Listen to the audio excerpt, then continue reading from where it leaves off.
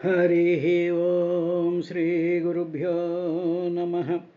మందారమకరందమధుర్యమునదేలు మధుపంబువోవునే మదనములకు నిర్మల మందాకిని వీచికలతూ గురాయంచ సనునెతరంగిణులకు లలిత రసాల పల్లవ ఖాదియై చొక్కు కోయిల సేరునే కుటజములకు పూర్ణేందు చంద్రికా స్ఫురిత చకోరకంబరుగునే సాంద్రనిహారములకు అంబుజోదరు దివ్యపాదారవింద చింతనామృతపాన విశేష మత చిత్తమేరీతి ఇతరంబు చేరనేర్చు వినుత గుణశీల మటలు వేయునేల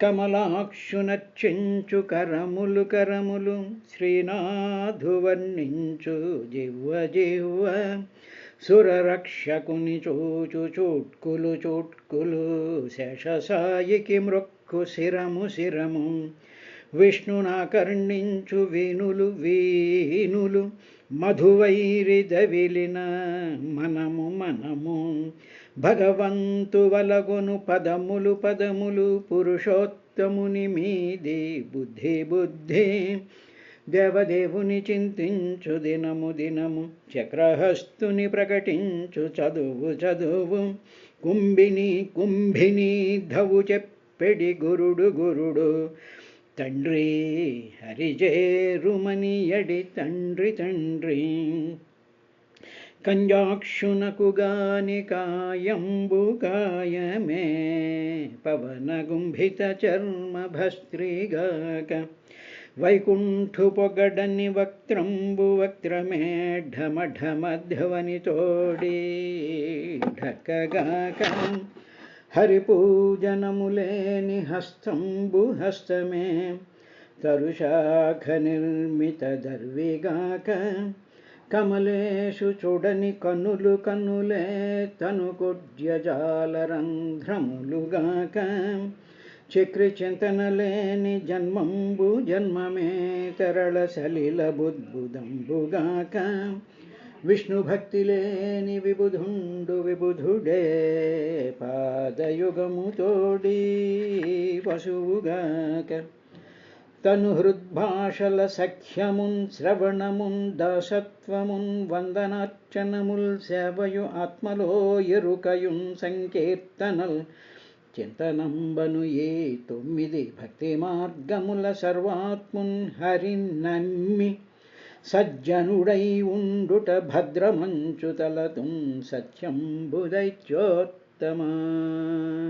హరి ఓం శ్రీ గురుభ్యో నమః. పరీక్షణ్ మహారాజుతో సుఖబ్రహ్మ రహుగణుడు ఆయనకి ఆ గర్వం తగ్గిపోయిన తర్వాత జడభరతుడి యొక్క కాళ్ళ మీద పడి క్షమించమని కోరి తరువాత ఆయనతో ప్రశ్నలు వేశాడయ్యా. ఏ విధంగా స్వామి, నీవు ఎవరివి, నువ్వు ఎక్కడి వాడివి, ఇలాగా తిరుగుతూ ఉన్నావు, జంధ్యం వేసుకున్నటువంటి అవధూతుల్లో ఒకడివా, నువ్వు ఎవరి వాడువు, ఎక్కడి వాడువు, ఇక్కడికి ఎలా వచ్చావు, నీవు రావడం అంటే మా క్షేమం కోసమే వచ్చినట్టున్నావా, అట్లయితే నీవు సత్వమూర్తి అయినటువంటి కపిల భగవానుడు కాదు కదా అన్నాడు. నా ఉత శుక్ల, శుక్ల అంటే కపిలుడిని శుక్ల అనేటువంటి పదంతో కూడా పిలుస్తారు కాబోలు, అందుకని శుక్ల కపిల భగవానుడు కాదు కదా అని అనడంలో తర్వాత చెప్తాడు, నేను ఆ కపిలుడిని వెతుక్కుంటూ ఆయన దగ్గర ఆత్మజ్ఞానం పొందడానికని నేను వెళ్తూ ఉన్నాను అని చెప్పిన తరువాత ఇంకా ఏమన్నాడు అంటే, నాహం విశంకే సురరాజ వజ్రాన్నత్ర్యక్షశూలాన్నయమస్య దండాత్ నాజ్ఞర్కసోమానిల విత్తపాస్త్రాచంకే భృశం బ్రహ్మకులావమానాత్.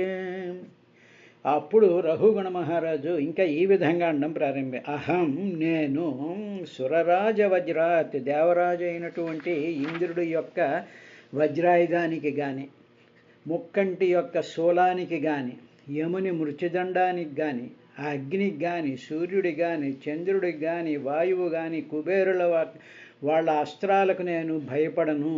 కానీ నేను భయపడేది ఎవరికి అంటే బ్రాహ్మణులకు, అంటే బ్రహ్మవేత్తలకు అవమానం జరుగుతుందేమోనని నేను చాలా భయపడుతున్నాను అన్నాడు. ఇక్కడికి వచ్చేటప్పటికి మనకి కొంత వింతగా కనిపిస్తుంది. అంత ఆత్మజ్ఞానం కోసం పరితపించేటువంటి వాడు ఏం మాటలు మాట్లాడుతున్నాడు అంటే, అహం సురరాజవజ్రాత్ నా విశంకే. విశంకే అంటే నా విశంకే, నేను భయపడ్ను ఇంద్రుడి యొక్క వజ్రాయుధానికి. కానీ అక్షశూలాత్, అక్ష అంటే 3 అక్ష అంటే కన్నులు కలిగినటువంటి వాడు శూలానికి నేను భయపడ్ను. యమస్య దండాత్ అగ్ని అర్క సోమ అనిల విత్తప అస్త్రాత్, వీళ్ళ ఎవరి అస్త్రాలకి నేను భయపడ్ను. కానీ బ్రాహ్మణుల యొక్క సమూహానికి మాత్రం బ్రహ్మకులం అవమానాత్, ఆ బ్రహ్మకులంలో ఉండేటువంటి బ్రహ్మజ్ఞానులైనటువంటి బ్రహ్మవేత్తలకి మాత్రం నేను భృశం శంకే, నేను చాలా భయపడిపోతాను స్వామి, నువ్వు అటువంటి బ్రహ్మకులానికి చెందినటువంటి వాడవు అనేటువంటి విషయాన్ని చెప్పాడు. ఇక్కడ బ్రహ్మకులం, కులం అనేటువంటి పదాన్ని వాడాడు. ఇప్పుడు మామూలుగా మనకి లలితా సహస్రంలో కానీ చూసినట్లయితే కులాంగన, కులం మీద అనేటువంటి పేర్లు కులాంగన అనేటువంటి కౌళిని, కులయోగిని, కులాంతస్థ, కుండలిని అనేటువంటి ఆ మాటలు కొన్ని వస్తాయి. కులము అంటే కుండలిని అని అర్థం, సుషుమ్నా నాడి అని అర్థం. అంటే ఏమిటి, ఆ కులము అనేటువంటి దాంట్లో ఆ కుల అనేటువంటి శబ్దానికి మూలాధార చక్రంలో చుట్టుకొని ఉన్నటువంటి కుండలిని అనేటువంటి ఆ మహాశక్తికి కులము అంటారు. ఇప్పుడు బ్రహ్మకులము అన్నాడు. అంటే ఏమిటన్నమాట, ఈ బ్రహ్మవేత్తలు ఎవరైతే ఉంటారో, మహానుభావులు ఎవరైతే ఉంటారో వాళ్లకు ఆ శక్తి మూలాధారం నుంచి సహస్రారం దగ్గరికి వెళ్ళి మళ్ళీ అక్కడ నుంచి కిందకి ఇలాగ కంటిన్యూస్గా ప్రయాణం చేస్తూ ఎవరి శరీరంలో అయితే ఆ ఉంటుందో అటువంటి అటువంటి ఆ వ్యక్తులను, ఆ సాధకులను, ఆ అవధూతలను బ్రహ్మకులములు అంటారు. కాబట్టి అటువంటి వాళ్ళకి అవమానాత్, అటువంటి వాళ్ళకి కానీ అవమానం జరిగితే భృశం శంకే, నేను భయపడతాను. ఎందుకు అంటే వాళ్ళలోకి ఆ శక్తి వస్తున్నప్పుడు ఆ శక్తికి కానీ అవమానం జరిగినట్లయితే ఆ శక్తి, వీళ్ళు ఏమీ మాట్లాడరు, వీళ్ళు మామూలుగా వీళ్ళకి సర్వం విష్ణుమయం జగతి కిందే కనిపిస్తూ ఉంటుంది. కాబట్టి వీడు నన్ను తిట్టాడు, వీడు నన్ను పొగిడాడు అనేటువంటి రాగద్వేషాలు వాళ్ళకు ఉండవు. కానీ ఈ కులం ఉందే, ఈ శక్తి ఉందే, ఈ శక్తికి అవమానం చేసిన, శక్తిని నిరోధించిన, ఉదాహరణకి అగ్ని నిరోధిద్దామని చెప్పి మనం చెయ్యి అడ్డంగా పెట్టామనుకోండి, అప్పుడు ఏమైపోతుంది, అగ్ని చెయ్యిని కాల్చేస్తుంది. చెయ్యిని కాల్చాలని దానికి ఉండదు. కానీ అగ్నికి ఉండేటువంటి లక్షణం ఏమిటంటే, దానికి ఏదైనా నిరోధం జరిగితే దానికి అవమానం అనుకోండి, దాన్ని ఏదో ఆపాలని కర్రతోనో దీంతోనో మనం ఆపినప్పుడు ఏం చేస్తుంది, అది కాల్చేస్తుంది. కాబట్టి ఇటువంటి బ్రహ్మవేత్తలకి అవమానం జరగడం, వాళ్ళని తిట్టడం, వాళ్ళని తక్కువగా చూడడం, ఆ బ్రహ్మతత్వంలో నిమగ్నమైనటువంటి వాళ్ళకి అవమానం జరిగితే వాళ్ళు ఏమీ అనరు. వాళ్ళకి సర్వభూతమయం, వాళ్ళకి సర్వభూతాల్లోనూ కూడా సర్వభూతాత్మ స్థితం అనేటువంటి పరమాత్మ దృష్టిలోనే ఉంటారు. వాళ్ళకి ఇంకా శరీరానికి అవమానము, దానికి మనసు బాధపడడం అనేటువంటి వాళ్ళ స్థితి దారిపోయి ఉంటారు. అప్పుడు వాళ్ళ శరీరం అంతా కూడా కులము అంటే ఆ శక్తి యొక్క ప్రవాహాన్ని కులము అంటారు. కాబట్టి అటువంటి కులము అంగన, ఒక స్త్రీ రూపంలోకి కనిపిస్తూ ఉంటుంది. కులాంగన, కౌళిని, కులయోగిని, కులాంతస్థ అనేటువంటి దాంట్లో కుల అంతస్థ, ఆ శక్తి యొక్క అంతస్థ, అందులో ఆ లోపలుండేటువంటి మహాశక్తియే ప్రాణశక్తి కింద, వాగ్రూపం కింద ఇవన్నీ ఉంటూ ఉంటాయి. కాబట్టి అటువంటి వాళ్ళ యొక్క వాక్కుల్లో నుంచి కానీ శాపవాక్కులు కానీ వచ్చాయి అంటే మనం చూసాం కదా, సనకసనందాదుల యొక్క వాగ్రూపంలో నుంచి వచ్చిన శాపం వల్ల మూడు మూడు తరాల పాటు రాక్షస జన్మలెత్తవలసినటువంటి పరిస్థితి ఏర్పడుతూ ఉంటుంది. కాబట్టి అటువంటి వాళ్ళకి అవమానం జరిగితే నేను మాత్రం భయపడిపోతానయ్యా అని రహుగణుడు ఆ విధంగా అన్నాడయ్యా.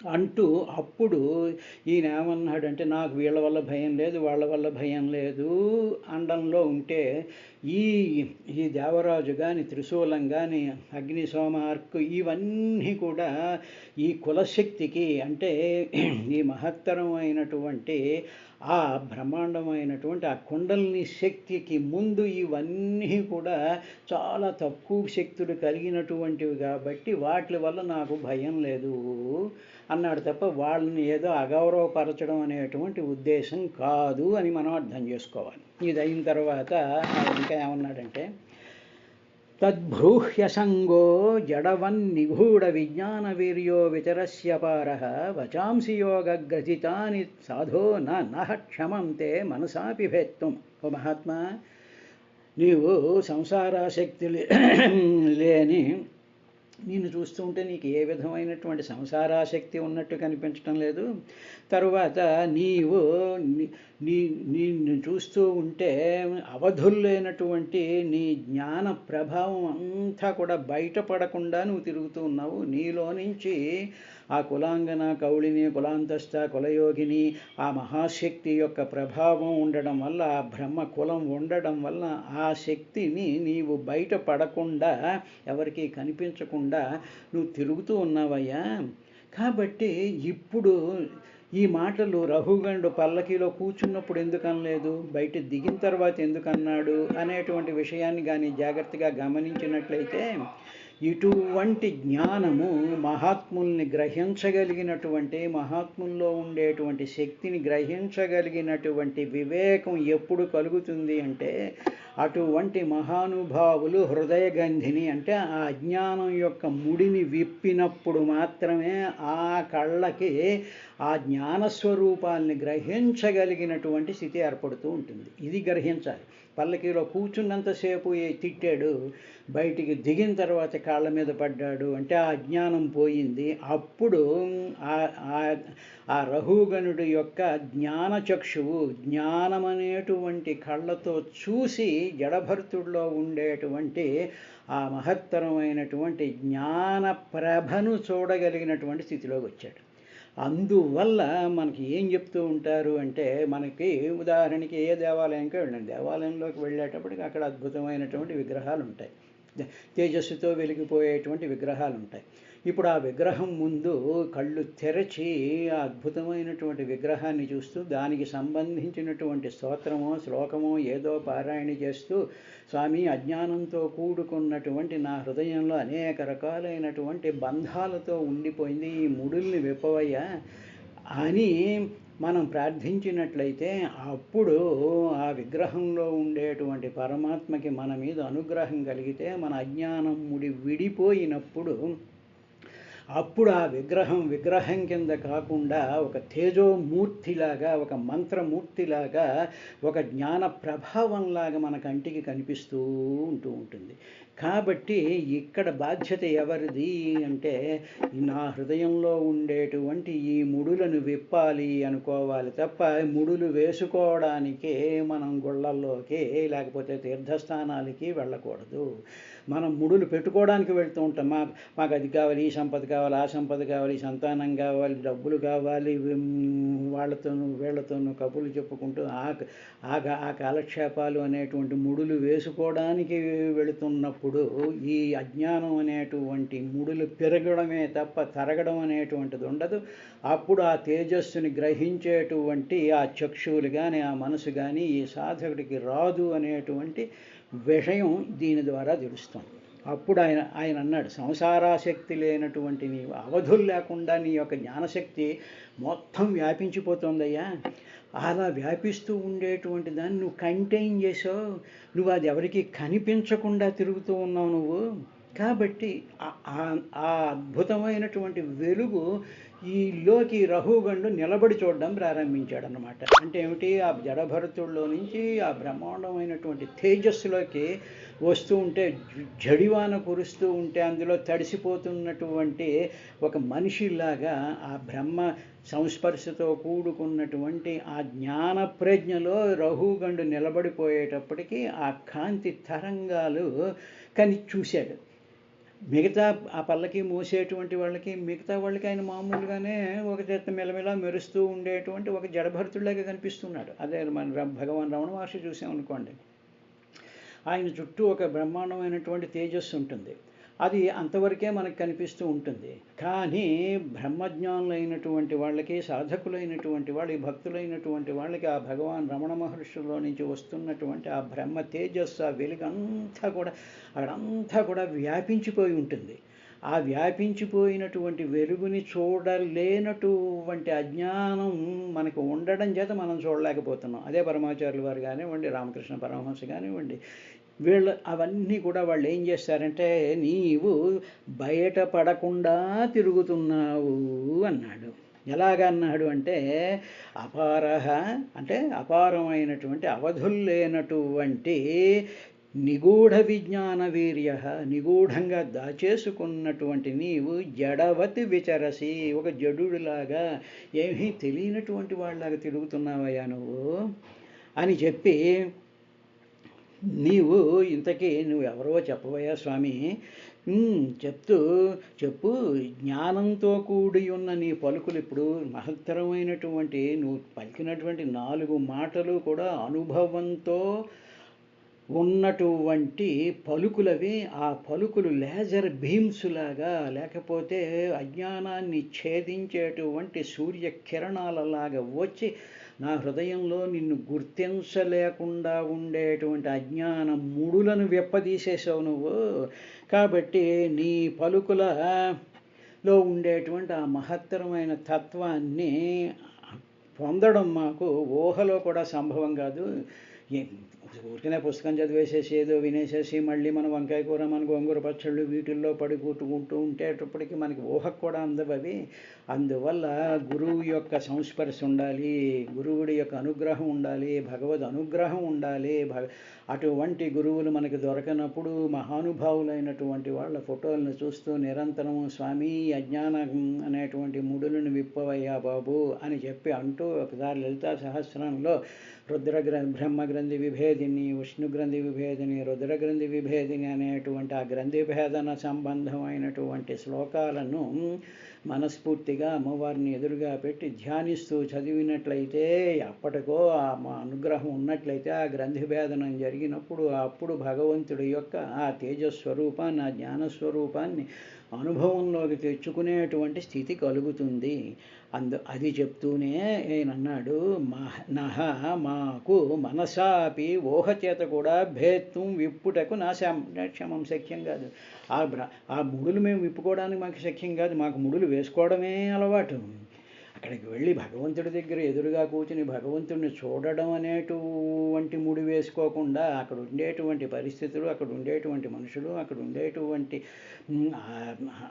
ఆందోళన, అక్కడ ఉండేటువంటి గందరగోళాలని వాటిలతో ముడులు వేసుకోవడంతోనే మా ప్రయత్నాలన్నీ అవుతున్నాయి. కానీ ఇక్కడ నీతో ముడి వేసుకునేటువంటి స్థితి అసలు ఊహ కూడా అందనటువంటి పరిస్థితిలో ఏర్పడుతున్నదయ్యా అని చెప్పిన తర్వాత ఇంకా ఆయన అన్నాడు, అహంచ యోగేశ్వరమాత్మతత్వవిదాం మునీనాం పరమం గురుం వై ప్రష్టుం ప్రవృత్తః కిమిహారణం తత్ సాక్షాదర్థిం జ్ఞానకళావతీర్ణం.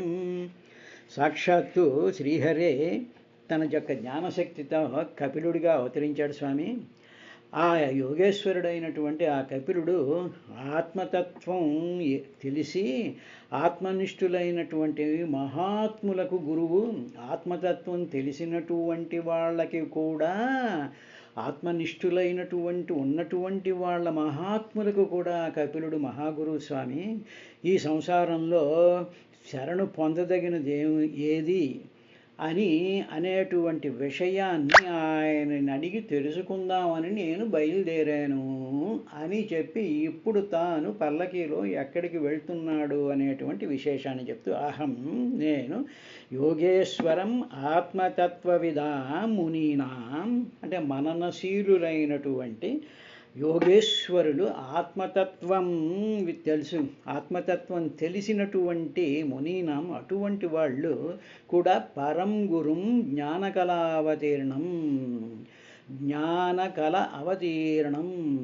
అవతీర్ణం అంటే జ్ఞానమే ఒక రూపుగట్టినటువంటి ఒక మహా జ్ఞానస్వరూపమే అవతీర్ణం కిందకు దిగి వచ్చినటువంటి సాక్షాత్ హరిం కపిలం సాక్షాత్తు హరే కపిలావతారంలో ఇక్కడికి వచ్చాడు కదా అటువంటి కపిలుణ్ణి అరణం అంటే శరణం కోసం అని చెప్పి స్రష్టం ప్రవృత్త బయలుదేరాను. ఎందుకు బయలుదేరాను అంటే ఆత్మతత్వం గురించి తెలుసుకోవాలి అనేటువంటి ఒకానొక సంకల్పంతో నేను బయలుదేరాను స్వామి అని చెప్పి తాను ఎందుకు పల్లకీలో వెళ్తున్నాడు అనేటువంటి విశేషాన్ని చెప్పాడు. ఇప్పుడు ఆత్మతత్వాన్ని తెలుసుకోవడానికి కపిల మహర్షి దగ్గరికి వెళ్ళే ముందు ఈ రహుగణుడికి గ్రంథిభేదనం ఎవరు చేశారు అంటే జడభరతుడు చేశాడు. ఇదే ఒక్కసారి మనం జాగ్రత్తగా గమనించినట్లయితే ధ్రువుడు శ్రీహరి తపస్సు కోసం వెళ్తూ ఉన్నప్పుడు నారదుడి యొక్క ఉపదేశం వల్ల దానిని ఆచరించడం వల్ల దానిని అనుష్ఠానం చెయ్యడం వల్ల 6 నెలలలో శ్రీహరి యొక్క దర్శనం జరిగింది. కాబట్టి అంటే మనకు ఆత్మతత్వం తెలుసుకోవాలి అనేటువంటి ఇచ్ఛ కానీ కోరిక కానీ ఆ సంకల్పం కానీ మనసుకు కలిగినప్పుడు మనలో ఉండేటువంటి శ్రద్ధ, మనకు ఉండేటువంటి ప్రారబ్ధ కర్మానుసారం, మనకు ఉండేటువంటి భక్తి, మనకు ఉండేటువంటి ఆ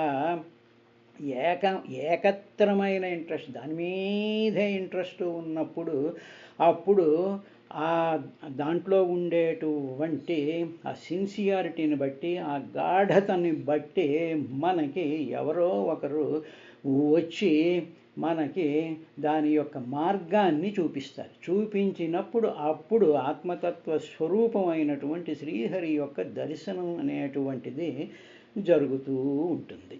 కాబట్టి ఈ కాన్సెప్ట్ని మనం జాగ్రత్తగా అర్థం చేసుకుంటూ ఉండాలి. సరే, ఇదైన తర్వాత ఆయన ఇంకా అంటూ సవై భవాన్ లోక నిరీక్షణార్థం అవ్యక్తలింగో విచరత్యపి స్విత్ యోగేశ్వరాణం గతిమందబుద్ధి కథం విచక్లీత గృహానుబంధ.